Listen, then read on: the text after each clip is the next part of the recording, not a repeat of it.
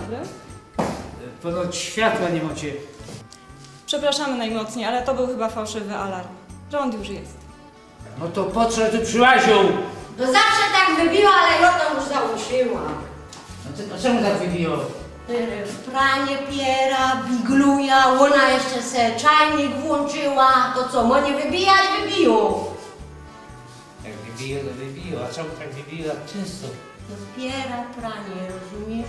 Prezes wozi swoje z domu i opiera. Jo, Zawsze- moje opiera. Ale zawsze tak wybiło? Zawsze tak wybiło jak piera. No to trzeba z ich rogi pozmieniać. To może pan się poczęstuje pączkiem w ramach Proszę. rekompensaty. Jedną Proszę. zaprączkę nie przypadło. A za kreplami? Proszę 2. Krypy to mogą wyjść. To ja może to panu zapakuję.